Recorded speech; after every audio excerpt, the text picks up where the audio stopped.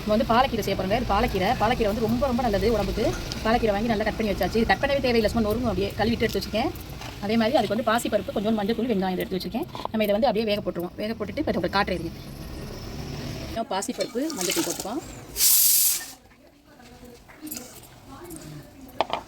அடுத்து கீரையை வச்சிடலாம். அதில் தண்ணி கொஞ்சமாக தான் வைக்கணும், பாசிப்பருப்பு சீக்கிரம் வந்துடும்.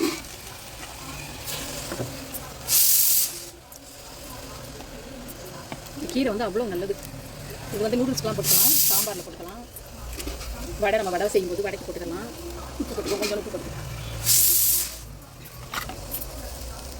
குழந்தைங்களுக்கு வந்து இந்த கீரையை எப்படி கொடுக்க முடியுமோ உங்களுக்கு அந்த மாதிரி கொடுக்குறது நல்லது. ரொம்ப உடம்புக்கு ரொம்ப ரொம்ப நல்லது. ஸோ அதை சாதத்தில் போட்டு பசங்க சாப்பிடலாம். ஒரு விசில் வரட்டும். இருக்காது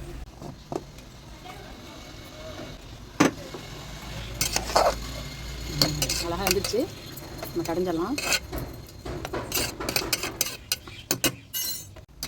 நல்லா வெந்துருச்சு, நல்லா கடைஞ்சி விட்டாச்சு.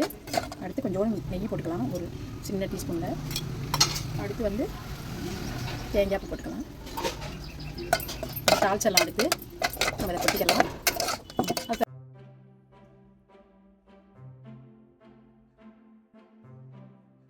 வச்சாச்சு. மிளகா போட்டுக்கலாம், வர மிளகா, கொஞ்சம் கடுகு போட்டுக்கலாம், கொஞ்சம் வெங்காயம் போட்டுக்கலாம். நல்லா வதக்கிட்டு கொட்டிட வேண்டியதான், கொட்டி கிண்டி வைக்க வேண்டியதான். இது ரொம்ப டேஸ்ட்டாக இருக்கும். சாதத்தில் போட்டு பிரச்சனை சாப்பிட்றது அவ்வளோ டேஸ்ட்டாக இருக்குங்க. குழந்தைங்களுக்குலாம் கொடுக்கலாம். நல்ல ப்ரோட்டீன் நல்லா நிறையா இருக்குது, கால்சியம் இருக்குது, நல்லா சாப்பிடலாம். ரொம்ப நல்லது, உடம்புக்கு ரொம்ப ரொம்ப நல்லது. டாக்டர்லாம் கூட இந்த பாலக்கீரை தான் நிறையா காசு பண்ணுறாங்க.